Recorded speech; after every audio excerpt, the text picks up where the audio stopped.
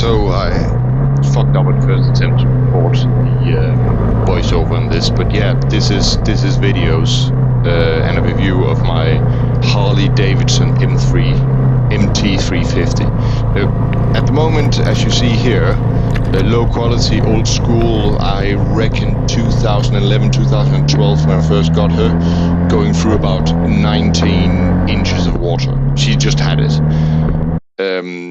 And that's me at Molly Mile before racing it. She is a heavy old girl. She it's 350. It puts out 35 horsepower on the crank, and I think about, on a good day, 10 of them might make it to the rear wheel. She's not fast. She's not nimble. It's a horrible bike to ride, to be honest, but I absolutely love it. I've done a few things to mine. I've opened up the airbox. I have drilled out the vacuum hole in my slide in the carb. I cammed it.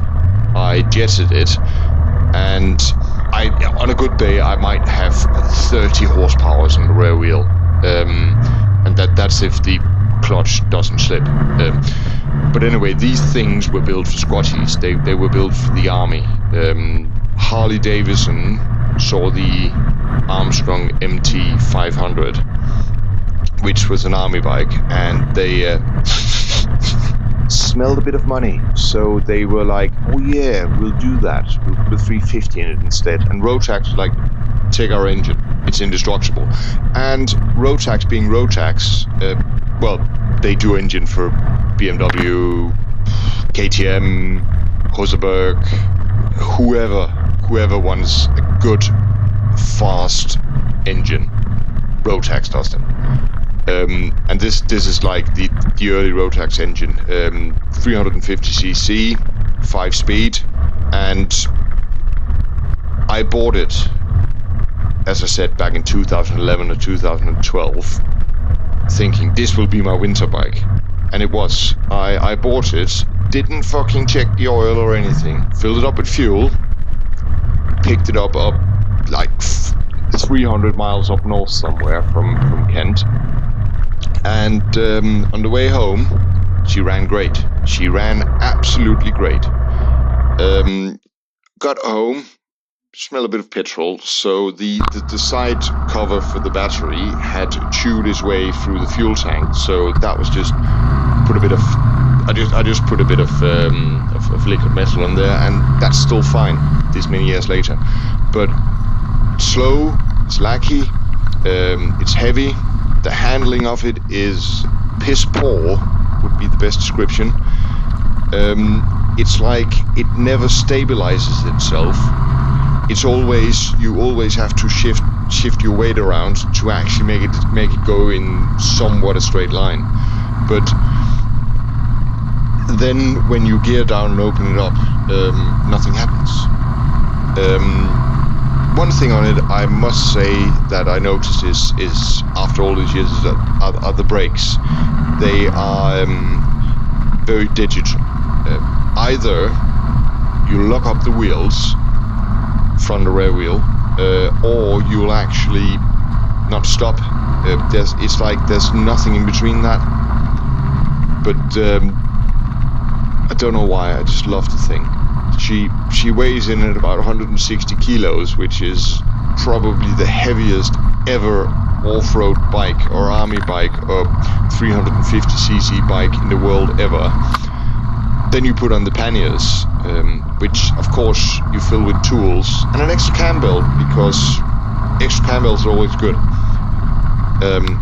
Right now you're actually seeing me washing it. That's the first wash it had since 2013, I think. I went for an MOT. It failed the MOT because front forks have been leaking for the last 6 years.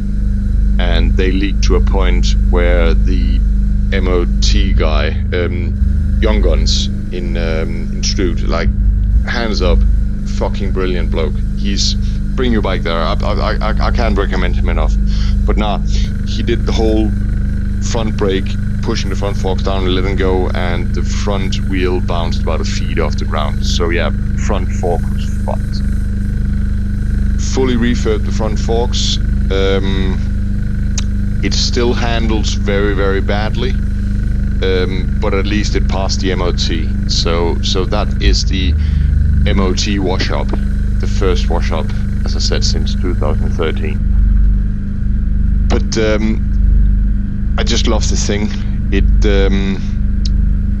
I had it, I remember when I was working at another place, I had it sat at about 60 milometers a time on the speed indicator. Well, the speedometer. The speedometer is just does random things, shows you a speed that's, I don't know what it is. I really don't know what the speed is on it, because it'll show 20 and you're doing 30, and then it'll show 25 and you'll be doing 50. And then after that, it just does its own thing. And I think at some point I had it up to 60 with one of my mates in a car behind me, and it was his car was showing 85. So random shit there. But it's just because it was built to not get destroyed by squatties of the army. It's just an amazing thing. It's basically a two-wheeled tank. It just does its thing. It's not quick. It doesn't handle nice. It doesn't stop nice. It doesn't pull. It's just fun. It's the whole thing about it, that it's just reliable. That's what I love. And you got two big panniers, and I put on myself the rocket packs on the tank and the rear. So if I go camping on this thing, I can basically bring anything I need. So, well, to people who wants to know, this is me going onto the motorway. And at this point, I am.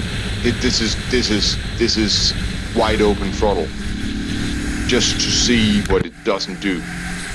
It's not quick. It's not quick. I think factory specs were like 75 miles an hour. With all the mods I've done to it, 85 miles an hour on a real good day.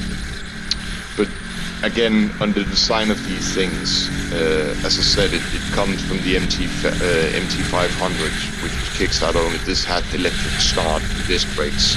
The MT500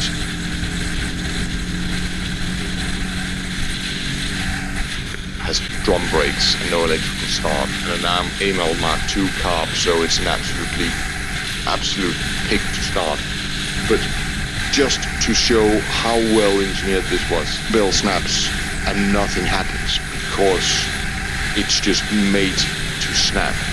As I said, the manual tells you to change the cam belt every 10,000 miles or when it snaps. It's a non-interfering engine. It's beautiful. Whoever wants a little bit of fun in their life, buy an MT350e.